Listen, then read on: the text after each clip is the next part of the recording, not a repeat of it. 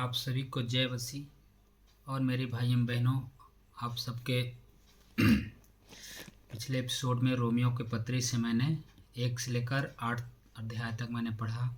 और मेरे भाई एवं बहनों, अब मैं 9 अध्याय से पढ़ने जा रहा हूँ और आप लोग चौकसी के साथ सुने इस परमेश्वर के वचनों को। परमेश्वर सबको ब्लेस करे।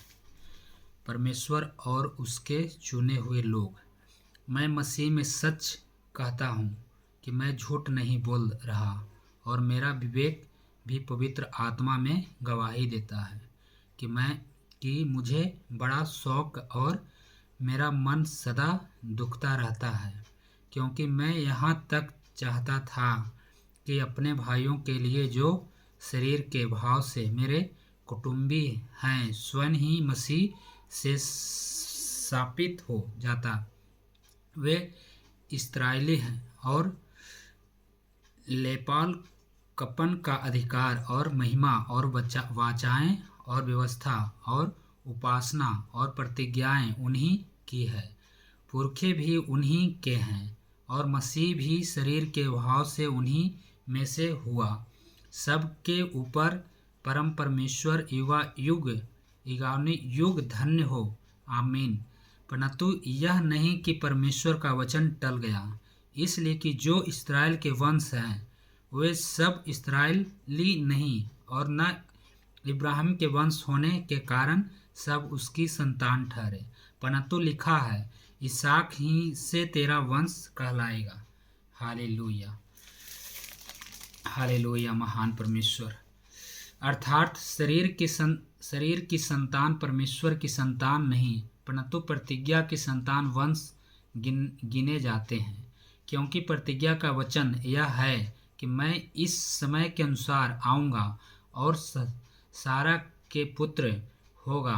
और केवल यही नहीं, परंतु जब रिबका भी एक से अर्थात हमारे पिता इसहाक से गर्भवती थी, और अभी तक न तो बालक जन्मे थे और न उन्होंने कुछ भला या बुरा किया था, इसलिए कि परमेश्वर की मनसा जो उसके चुन लेने के अनुसार है, कर्मों के कारण नहीं परंतु बुलाने वाले के कारण है, बनी रहे। उसने कहा, जेठा छोटे का दास होगा। जैसा लिखा है, मैंने याकूब से प्रेम किया परंतु याकूब को अप्रिय जाना। इसलिए हम क्या कहें? क्या परमेश्वर के यहाँ अन्याय है? यहाँ अन्याय है? कदापि नहीं, क्योंकि वह मूसा से कहता है, मैं जिस किसी पर दया करना चाहूँ उस पर दया करूँगा, और जिस किसी पर कृपा करना चाहूँ उसी पर कृपा करूँगा। अतः यह न तो चाहने वाले की न दौड़ने वाले की, परंतु दया करने वाले परमेश्वर की बात है। क्योंकि पवित्र शास्त्र में फिरौन से कहा गया कि मैंने तुझे इसीलिए खड़ा किया है कि तुझसे मैं अपनी सामर्थ्य दिखाऊं और मेरे नाम का प्रचार सारी पृथ्वी पर हो। इसलिए वह जिस पर चाहता है उस पर दया करता है, और जिसे चाहता है उसे कठोर कर देता है। हालेलुया। महान परमेश्वर का क्रोध और उसकी दया। अतः तू मुझसे कहेगा, वह फिर क्यों दोष लगाता है? कौन उसको इच्छा का सामना करता है? हे मनुष्य, भला तू कौन है जो परमेश्वर का सामना करता है? क्या गढ़ी हुई वस्तु गढ़ने वाले से कह सकती है, तूने मुझे ऐसा क्यों बनाया? क्या कुम्हार को मिट्टी पर अधिकार नहीं कि एक ही लोंदे में से एक बर्तन आदर के लिए और दूसरे को अनादर के लिए बनाए? तो इसमें कौन सी आश्चर्य की बात है कि परमेश्वर ने अपना क्रोध दिखाना और अपनी सामर्थ्य प्रकट करने की इच्छा से क्रोध के बर्तनों की जो विनाश के लिए तैयार किए गए थे, बड़े धीरज से सही और दया के बर्तनों पर, जिन्हें उसने महिमा के लिए पहले से तैयार किया, अपने महिमा के धन को प्रकट करने की इच्छा की है, अर्थात हम पर जिन्हें उसने केवल यहूदियों में से वरना अन्य जातियों में से भी बुलाया, जैसा वह होशे की पुस्तक में भी कहता है। जो मेरी प्रजा न थी उन्हें मैं अपनी प्रजा कहूँगा, और जो प्रिया न थी उसे प्रिया कहूँगा। और ऐसा होगा कि जिस जगह में उनसे यह कहा गया था कि तुम मेरी प्रजा नहीं हो, उसी जगह वे जीवते परमेश्वर की संतान कहलाएंगे। और यशायाह इस इस्राएल के विषय में पुकारकर कहता है, चाहे इस्राएली की संतान की गिनती समुद्र के बालू के बराबर हो, तो भी उनमें से थोड़े ही बचेंगे, क्योंकि प्रभु अपना वचन पृथ्वी पर पूरा करके धार्मिकता से शीघ्र उसे सिद्ध करेगा, जैसा यशायाह ने पहले भी कहा था।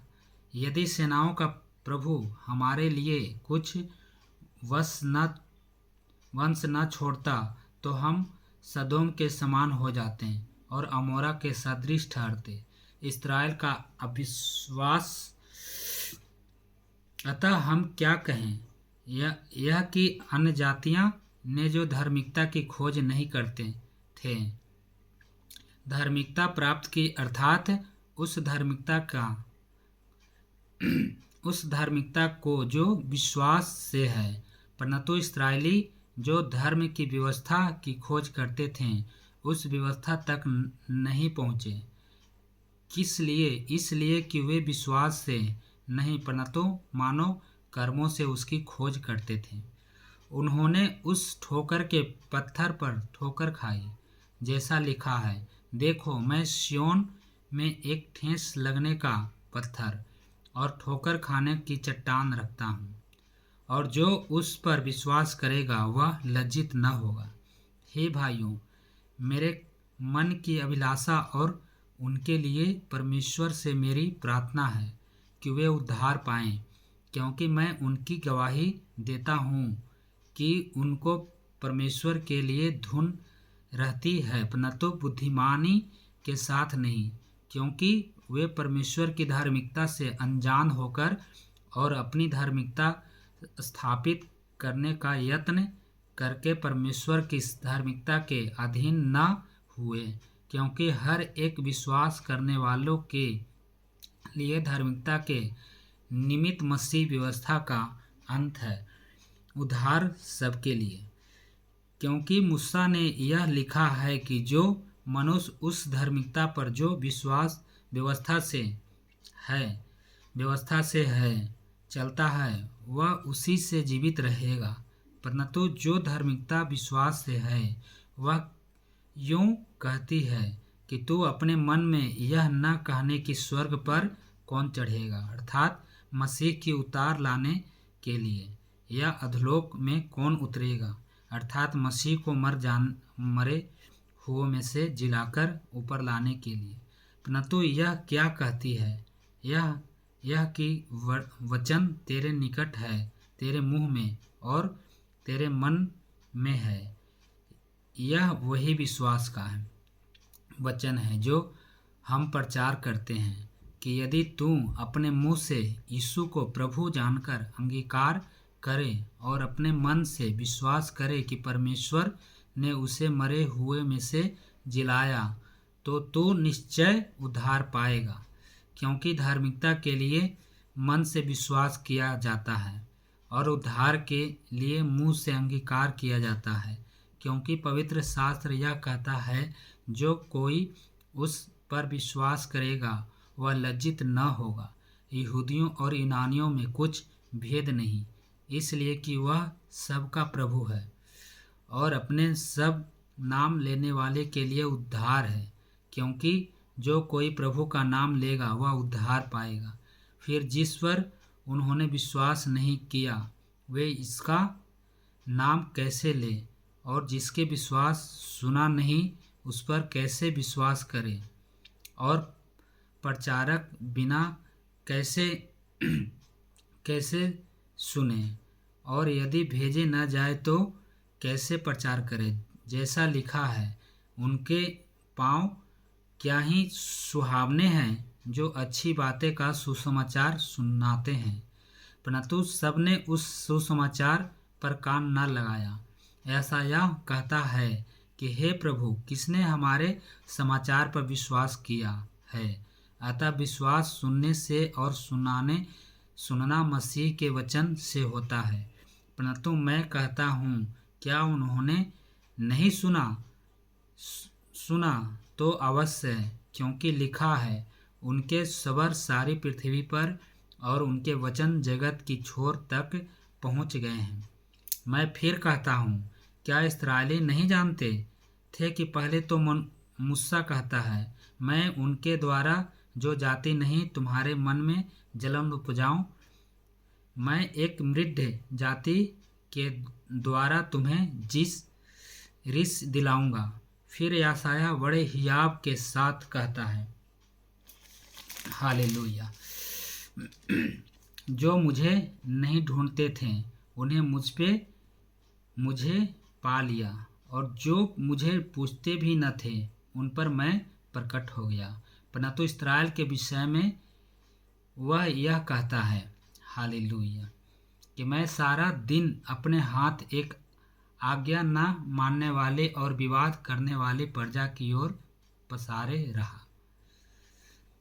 इस्राएल पर परमेश्वर की दया। इसलिए मैं कहता हूँ कि क्या परमेश्वर ने अपनी प्रजा को त्याग दिया? कदापि नहीं। मैं भी तो इस्राएली हूँ, अब्राहम के वंश और बिन्यामीन के गोत्र में से हूँ। परमेश्वर ने अपनी उस प्रजा को नहीं त्यागा जिसे उसने पहले ही से जाना।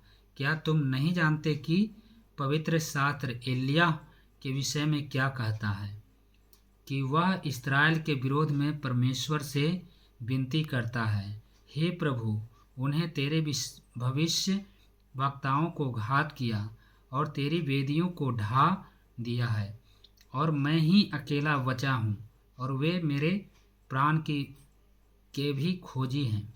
परंतु परमेश्वर से उसे क्या उत्तर मिला? मैंने अपने लिए 7,000 पुरुषों को रख छोड़ा है, जिन्होंने बाउल के आगे घुटने नहीं टेके हैं। ठीक इसी रीति से इस समय भी अनुग्रह से चुने हुए कुछ लोग बाकी हैं। यदि यह अनुग्रह से हुआ है तो फिर कर्मों से नहीं तो अनुग्रह फिर अनुग्रह नहीं रहा। इसलिए परिणाम क्या हुआ, यह कि इस्राएली जिसकी खोज में थे वह उनको नहीं मिला, परंतु चुने हुए को मिला, और शेष लोग कठोर किए गए। जैसा लिखा है, परमेश्वर ने उन्हें आज के दिन तक भारी भारी नींद में डाल रखा है और ऐसी आंखें दी जो न देखे, हालेलुया, और ऐसे कान जो न सुने। और दाऊद कहता है, उनका भोजन उनके लिए जाल और फंदा और ठोकर और दंड का कारण हो जाए। उनकी आँखों पर अंधेरा छा जाए ताकि न देखे, और तू सदा उसकी पीठ को झुकाए रख। अतः मैं कहता हूँ, क्या उन्होंने इसलिए ठोकर खाए कि गिर पड़े? कदापि नहीं,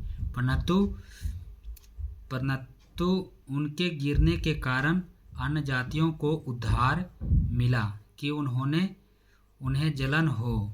इसलिए यदि उनका गिरना जगत के लिए धन और उनकी घटी अन्य जातियों के लिए समाप्ति का कारण हुआ, तो उनकी भरपूरी से क्या कुछ न होगा।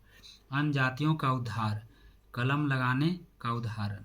मैं तुम अन्य जातियों से यह बातें कहता हूँ जबकि मैं अन्य जातियों के लिए प्रेरित हूँ, तो मैं अपनी सेवा की बड़ाई करता हूँ, ताकि किसी रीति से मैं अपने कुटुंबियों में जलन उत्पन्न करवाकर उनमें से कई एक का उद्धार कराऊं।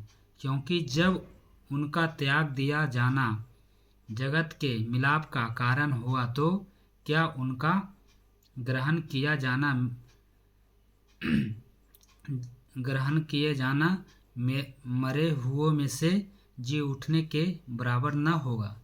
जब भेंट का पहला पेड़ा पवित्र ठहरा तो पूरा गुथा हुआ आटा भी पवित्र है, और जब जड़ पवित्र ठहरी तो डालियां भी ऐसी ही है। पर यदि कुछ डालियां तोड़ दी गई और तो जंगली जैतून होकर उनमें साटा गया और जैतून की जड़ की चिकनाई का भागी हुआ है, तो डालियों पर घमंड न करना। और यदि तू घमंड करे तो जान रख कि तू जड़ को नहीं परंतु जड़ तुझे संभालती है।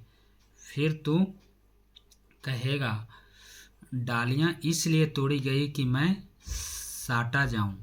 ठीक है, वे तो अविश्वास के कारण तोड़ी गई है, परंतु तू विश्वास से बना रहता है, इसलिए अभिमानी न हो परंतु भय मान, क्योंकि जब परमेश्वर ने स्वाभाविक डालियों को न छोड़ा तो तुझे भी न छोड़ेगा। इसलिए परमेश्वर की कृपा और कड़ाही को देख जो कड़ाई को देख जो गिर गए उन पर कड़ाई परंतु तुझ पर कृपा, यदि तू उसमें बना रहे, नहीं तो तू भी काट डाला जाएगा।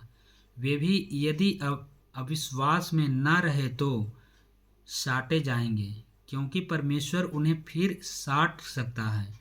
क्योंकि यदि तू उस जैतून से जो स्वभाव से जंगली है काटा गया और स्वभाव के विरुद्ध अच्छे जैतून में साटा गया, तो ये जो स्वाभाविक डालियां हैं अपने ही जैतून में क्यों ना साटे जाएंगे।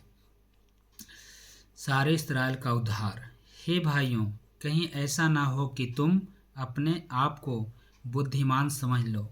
इसलिए मैं नहीं चाहता कि तुम इस भेद से अनजान रहो कि जब तक अनजातियां पूरी रीति से प्रवेश न कर लें तब तक इस्राएल का एक भाग ऐसा ही कठोर रहेगा, और इस रीति से सारा इस्राएल उद्धार पाएगा। जैसा लिखा है, छुड़ाने वाला सिय्योन से आएगा और अभिवक्त को याकूब से दूर करेगा, और उनके साथ मेरी यही वाचा होगी, जबकि मैं उनके पापों को दूर कर दूंगा।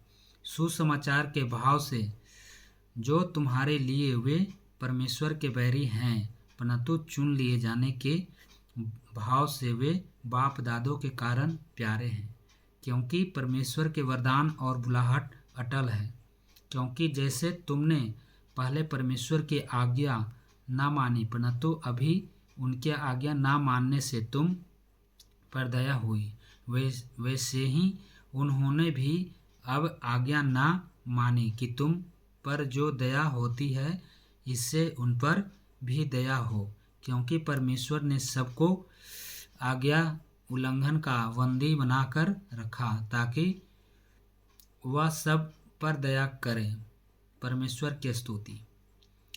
आहा, परमेश्वर का धन और बुद्धि और ज्ञान क्या ही गंभीर है, उसके विचार कैसे अथाह और उसके मार्ग कैसे अगम है।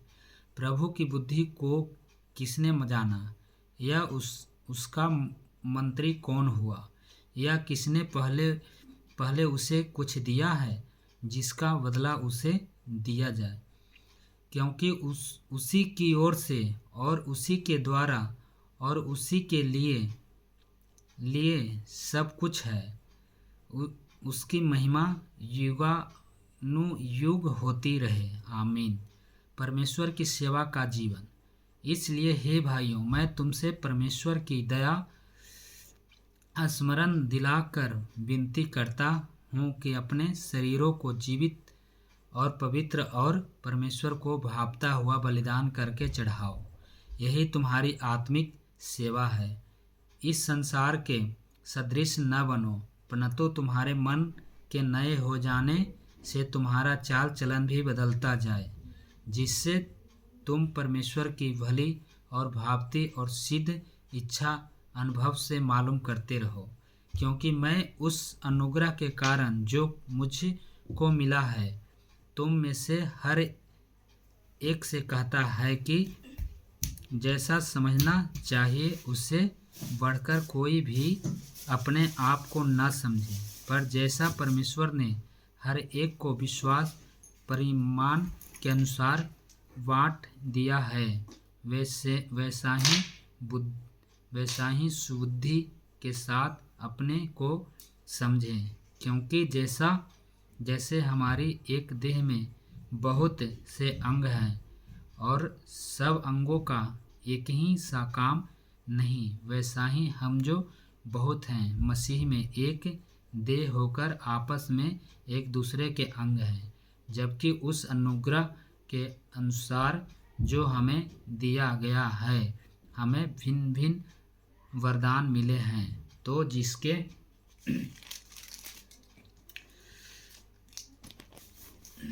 जिसके भविष्यवाणी का दान मिला है हो वह विश्वास के परिणाम के अनुसार भविष्यवाणी करे। यदि सेवा करने का दान मिला हो तो सेवा में लगा रहे, यदि कोई सिखाने वाला हो तो सिखाने में लगा रहे, जो उपदेशक हो वह उपदेश देने में लगा रहे, दान देने वाला उदारता से दे, जो अगुवाई करे वह उत्साह से करे, जो दया करे वह हर्ष से करे, प्रेम निष्कपट हो, बुराई से घृणा करो, भलाई में लगे रहो, भाईचारे के प्रेम से एक दूसरे से स्नेह रखो, परस्पर आदर करने में एक दूसरे से बढ़ चलो, प्रयत्न करने में आलसी न हो, आत्मिक उन्माद में भरे रहो, प्रभु की सेवा करते रहो, आशा में आनंदित रहो, कलेश में स्थिर रहो, प्रार्थना में नित्य लगे रहो, पवित्र लोगों को जो कुछ आवश्यक हो उसमें उनकी सहायता करो, पहुनाई करने में लगे रहो, अपने सताने वालों को आशीष दो, श्राप न दो, आनंद करने वालों के साथ आनंद करो और रोने वालों के साथ रो, आपस में एक सा मन रखो, अभिमानी न हो, परंतु दीनों के साथ संगति रखो, अपनी दृष्टि में बुद्धिमान न हो, बुराई के बदले किसी से बुराई न करो, जो बातें सब लोगों के निकट भली है उनकी चिंता किया करो, जहाँ तक हो सके तुम भरसक सब मनुष्यों के साथ मेल मिलाप रखो। हे प्रियो, बदला न लेना परंतु परमेश्वर के क्रोध को अवसर दो, क्योंकि लिखा है, बदला लेना मेरा काम है, प्रभु कहता है, मैं ही बदला दूंगा। परंतु यदि तेरा बैरी भूखा हो तो उसे खाना खिला, यदि प्यासा हो तो उसे पानी पिला, क्योंकि ऐसा करने से तू उसके सिर पर आग के अंगारों का ढेर लगाएगा। बुराई से न हारो, परंतु भलाई से बुराई को जीत लो। हालेलुया। महान परमेश्वर। राज के प्रति कर्तव्य। हर एक व्यक्ति शासकीय अधिकारियों के अधीन रहे, क्योंकि कोई अधिकार ऐसा नहीं जो परमेश्वर की ओर से न हो, और जो अधिकार है वे परमेश्वर के ठहराए हुए हैं। इसलिए जो कोई अधिकार का विरोध करता है वह परमेश्वर की विधि का सामना करता है, और सामना करने वाले दंड पाएंगे, क्योंकि हाकिम अच्छे काम के नहीं परंतु बुरे काम के लिए डर का कारण है। अतः यदि तू हाकिम से निडर रहना चाहता है तो अच्छा काम कर, और उसकी ओर से तेरी सराहना होगी, क्योंकि वह तेरी भलाई के लिए परमेश्वर का सेवक है। परंतु यदि तू बुराई करे तो डर, क्योंकि वह तलवार व्यर्थ लिए हुए नहीं और परमेश्वर का सेवक है कि उसके क्रोध के अनुसार बुरे काम करने वाले को दंड दे। इसलिए अधीन रहना न केवल उस क्रोध के डर से आवश्यक है, वरना विवेक भी यही गवाही देता है। इसलिए कर भी दो, क्योंकि शासन करने वाले परमेश्वर के सेवक हैं और सदा इसी काम में लगे रहते हैं। इसलिए हर एक का हक चुकाया करो। जिसे कर चाहिए उसे कर दो, जिसे महसूल चाहिए उसे महसूल दो, जिससे डरना चाहिए उसे डरो, जिसका आदर करना चाहिए उसका आदर करो। एक दूसरे के प्रति कर्तव्य, आपस के प्रेम क्यों छोड़ और किसी बात में किसी के कर्जदार न हो, क्योंकि जो दूसरे से प्रेम रखता है उसी ने व्यवस्था पूरी की है। क्योंकि यह है कि व्यभिचार न करना, हत्या न करना, चोरी न करना, लालच न करना, और इनको छोड़ और कोई भी आज्ञा हो तो सबका सारांश इस बात में पाया जाता है, अपने पड़ोसी से अपने समान प्रेम रख। प्रेम पड़ोसियों की कुछ बुराई नहीं करता। हालेलुया, धन्यवाद ईश्वर करता। इसलिए प्रेम रखना व्यवस्था को पूरा करना है।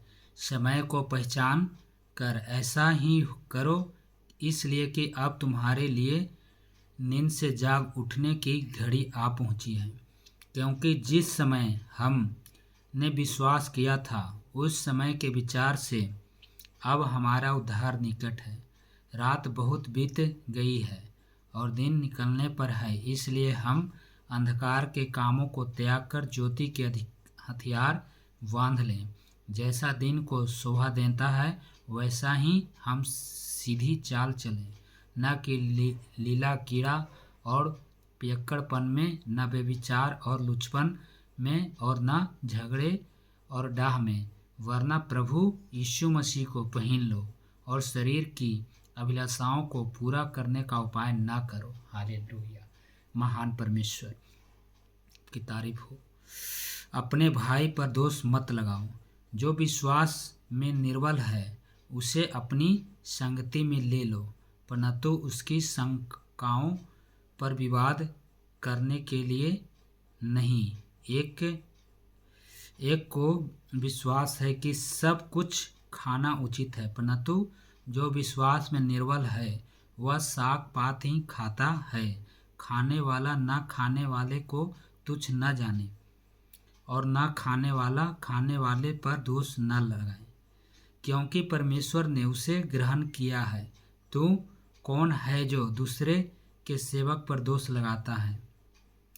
उसका स्थिर रहना या गिर जाना उसके स्वामी ही से संबंध रखता है, वरना वह स्थिर ही कर दिया जाएगा, क्योंकि प्रभु उसे स्थिर रख सकता है। कोई तो एक दिन को दूसरे से बढ़कर मानता है और कोई सब दिनों को एक समान मानता है। हर एक अपने ही मन में निश्चय कर ले, और जो किसी दिन को मानता है वह प्रभु के लिए मानता है। जो खाता है वह प्रभु के लिए खाता है, क्योंकि वह परमेश्वर का धन्यवाद करता है, और जो नहीं खाता वह प्रभु के लिए नहीं खाता और परमेश्वर का धन्यवाद करता है। क्योंकि हम में से न तो कोई अपने लिए जीता है और न कोई अपने लिए मरता है। यदि हम जीवित हैं तो प्रभु के लिए जीवित हैं, और यदि मरते हैं तो प्रभु के लिए मरते हैं। अतः हम जिए या मरे हम प्रभु ही के हैं, क्योंकि मसीह इसी लिए मरा और जी भी उठा कि वह मरे हुओं और जीवितों दोनों का प्रभु हो। तू अपने भाई पर क्यों दोष लगाता है, या तू फिर क्यों अपने भाई को तुच्छ जानता है? हम सब के सब परमेश्वर के न्याय सिंहासन के सामने खड़े होंगे, क्योंकि लिखा है, प्रभु कहता है, मेरे जीवन की सौगंध कि हर एक घुटना मेरे सामने टिकेगा और हर एक जीभ परमेश्वर को अंगीकार करेगी। इसलिए हम में से हर एक परमेश्वर को अपना अपना लेखा देगा।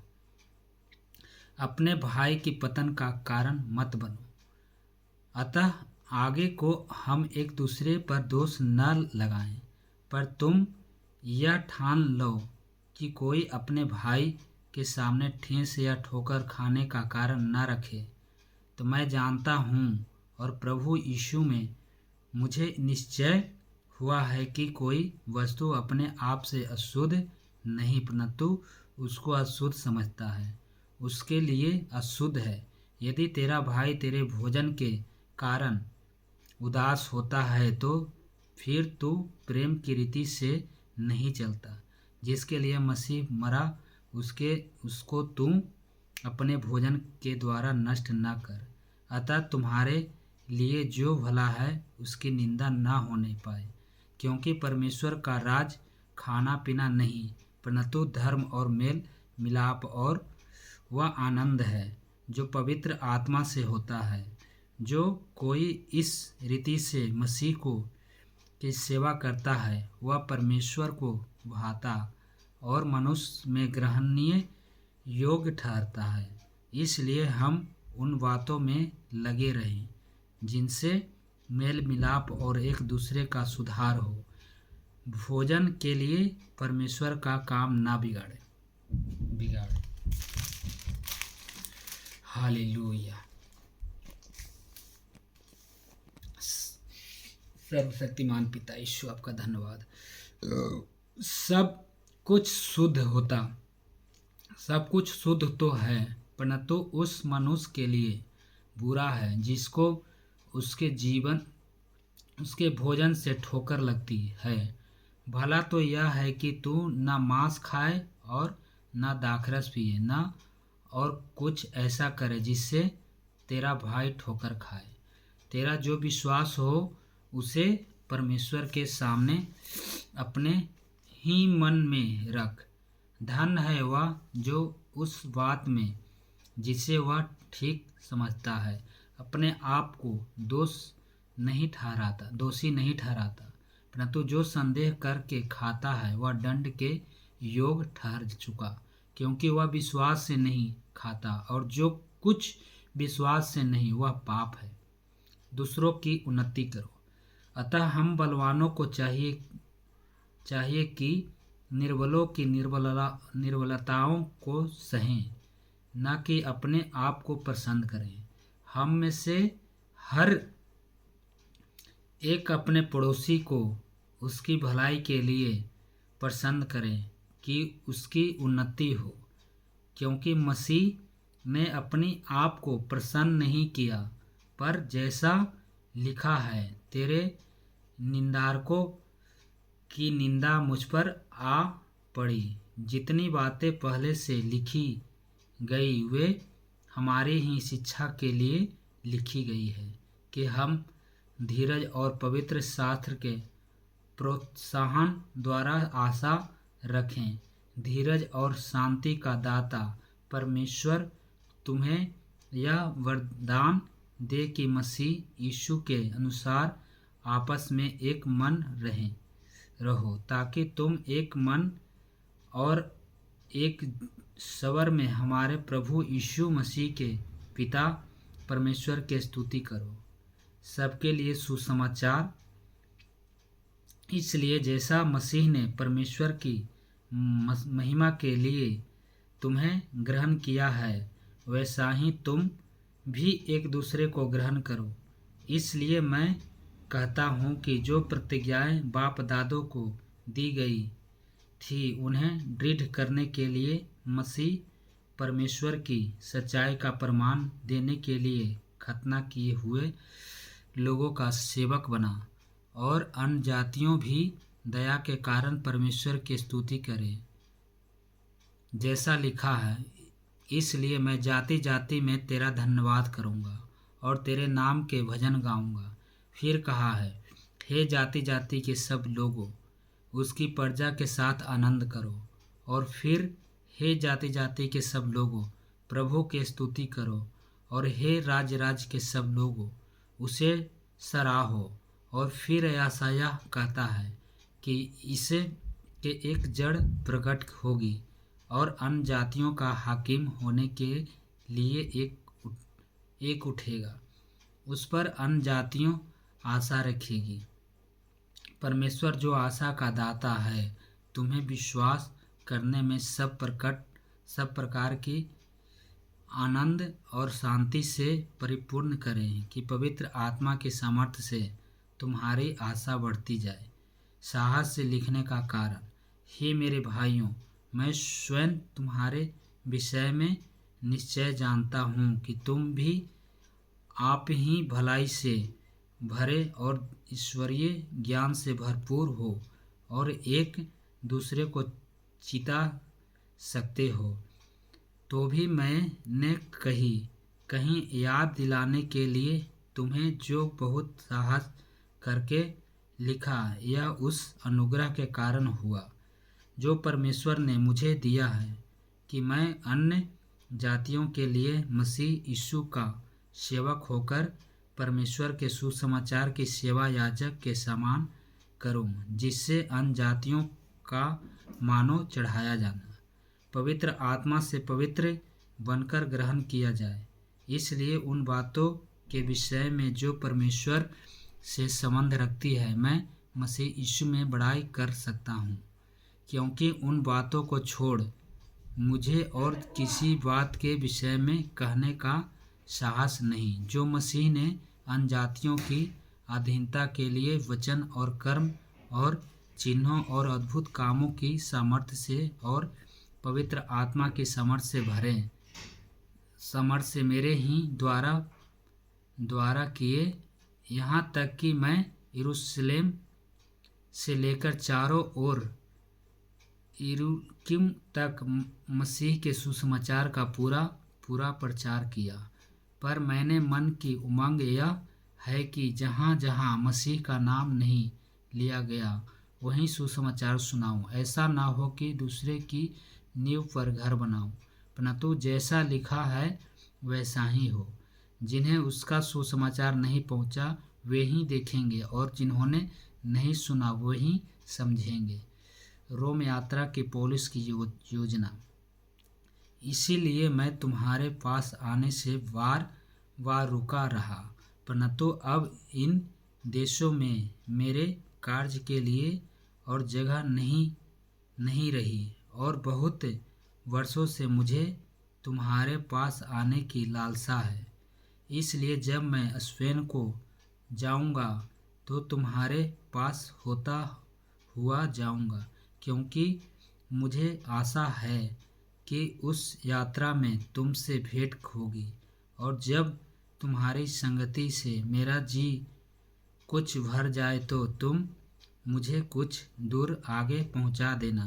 परंतु अभी तो मैं पवित्र लोगों की सेवा करने के लिए यरूशलेम को जाता हूँ, क्योंकि मकिदुनिया और अखाया के लोगों को यह अच्छा लगा कि यरूशलेम के पवित्र लोगों में निर्धनों के लिए कुछ चंदा करें।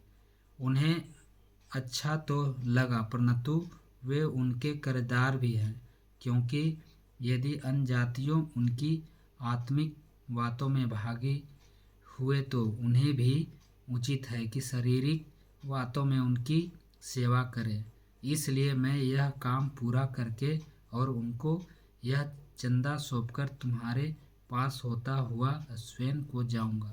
और मैं जानता हूँ कि जब मैं तुम्हारे पास आऊँगा तो मसीह की पूरी आशीष के साथ आऊँगा। हे भाइयों, हमारे प्रभु यीशु मसीह और पवित्र आत्मा के प्रेम का स्मरण दिला कर मैं तुम से विनती करता हूँ कि मेरे लिए परमेश्वर से प्रार्थना करने में मेरे साथ मिलकर लौलीन रहो, कि मैं यहूदियों के अविश्वासियों से बचा रहूं और मेरी वह सेवा जो यरूशलेम के लिए है पवित्र लोगों को पाए, और मैं परमेश्वर की इच्छा से तुम्हारे पास आनंद के साथ आकर तुम्हारे साथ विश्राम पाऊं। शांति का परमेश्वर तुम सबके साथ रहे। आमीन। Hallelujah. Thank you Lord Jesus. व्यक्तिगत अभिवादन।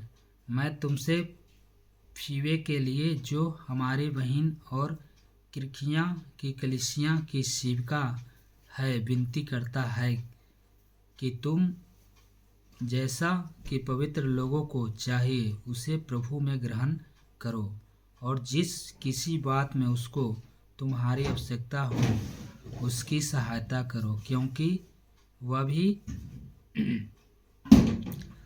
भी मेरी भी उपकार करने वाली रही।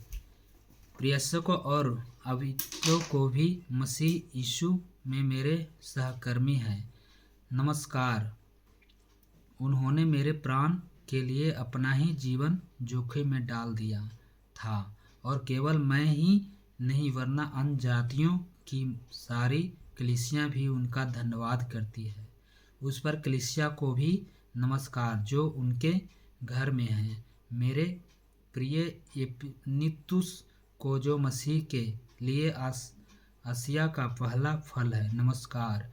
मरिया को जिसने तुम्हारे लिए बहुत परिश्रम किया नमस्कार। अंद्रोनिकुस और इनुयास को जो मेरे कुटुंबिया हैं और मेरे साथ कैद हुए थे और पीड़ितों में नमी है और मुझसे पहले मसीही हुए थे नमस्कार। अप्लियुस को जो प्रभु में मेरा प्रिय है नमस्कार। उर्वानुस को जो मसीह में हमारा सहकर्मी है मेरे प्रिय है। इस्कुस को नमस्कार। एप्लेस को जो मसीह में खरा निकला नमस्कार। अर्पलुस को घराने को नमस्कार। मेरे कुटुंब हिरोदियोन को नमस्कार। नार्किस के घराने को जो लोग प्रभु में हैं उनको नमस्कार। त्रुफेना और त्रुफेसा को जो प्रभु में परिश्रम करते हैं नमस्कार। प्रिय फिरुसिस को जिससे प्रभु में बहुत परिश्रम किया नमस्कार। राफुस को जो प्रभु में चुना हुआ और उसकी माता को जो मेरी भी माता है दोनों को नमस्कार। अंशुक्रुस्तिस और फ्लोगन और हिमोन्स और पुत्रवास और हिमोस और उसके साथ के भाइयों को नमस्कार। फ्लूगुस और इलुलियस और इनियोस और उसकी बहन और इल्फियास और उसके साथ के सब पवित्र लोगों को नमस्कार। आपस में पवित्र चुम्बन से नमस्कार करो। तुमको मसीह की सारी कलीसियाओं की ओर से नमस्कार। आखिरी निर्देश।